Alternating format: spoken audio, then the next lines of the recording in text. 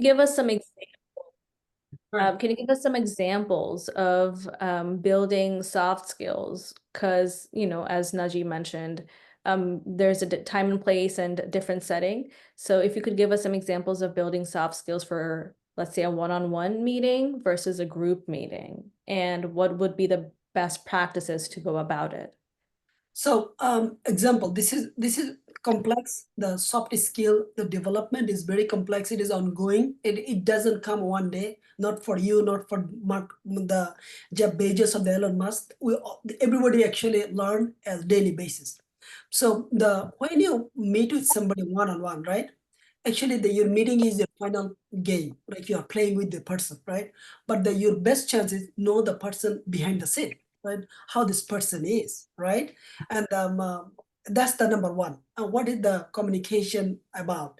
And how long this person is working in the team? What is the skills level nowadays? Because you're very new, right? And what team he has been. So knowing those is important. You don't need to ask that person. You can ask your manager. I'm going to meet with Joe. Can you please tell me more about Joe? You see this? How long Joe has been working? I'm going to work with James. I see that he has been. Would you please give me 30 seconds about him? So you see this? You are actually asking from your manager about the team member you are going to work, you are going to meet. You see this? The reason your manager will be telling you all the, in 30 seconds, he will give you all the good information.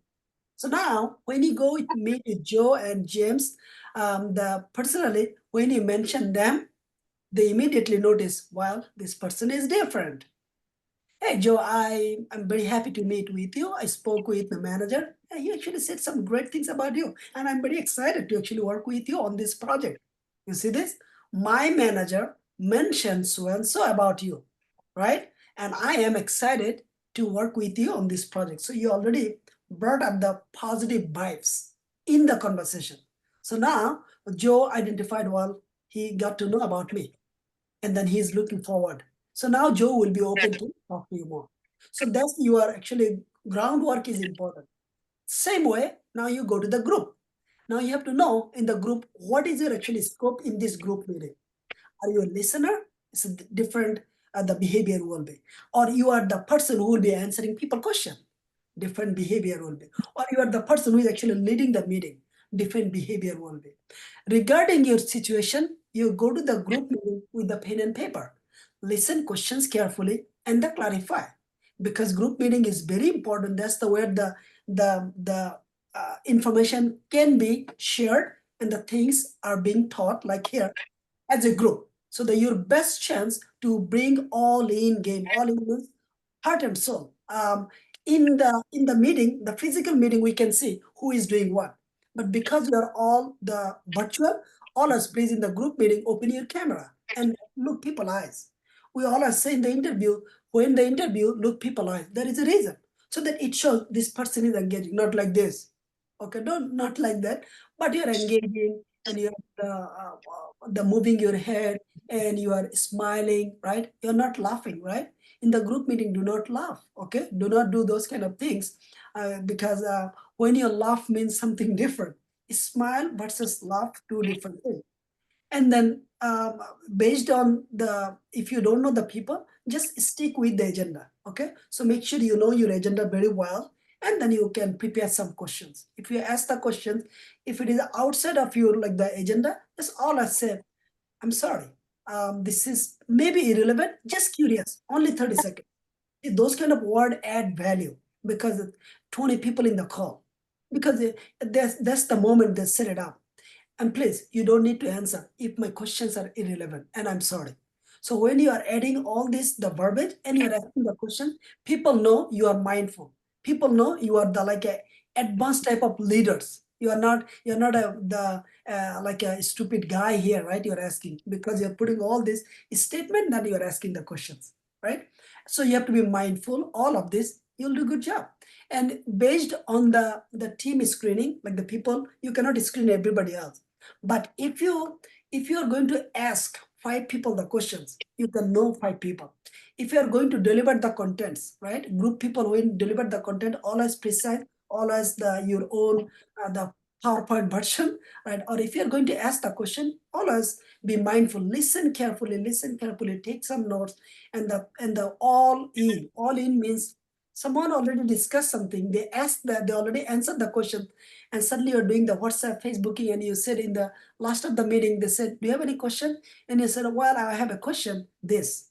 And the people just only say, well, we already answered this question.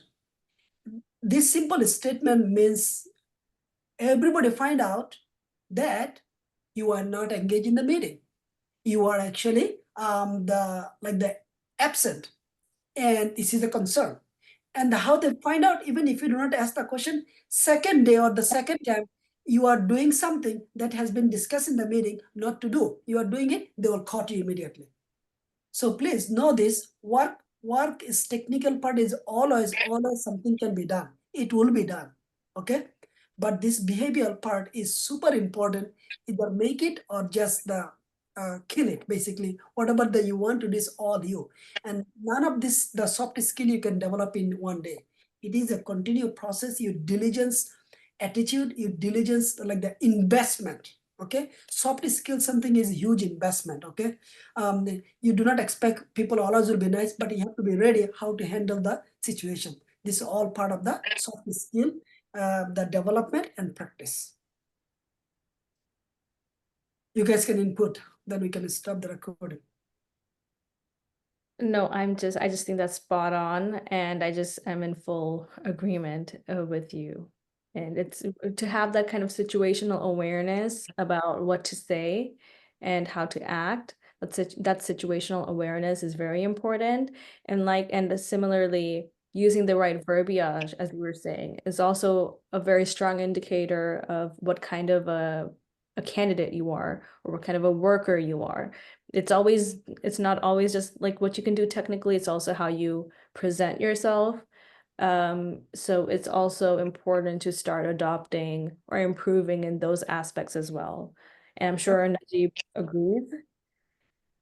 Yeah, spot on in terms of it's definitely not something you get from day one, or you have since day one. It's a continuous build, right? You just continuously build on your soft skills, same thing as your technical skills. So you just keep striving to get better for both.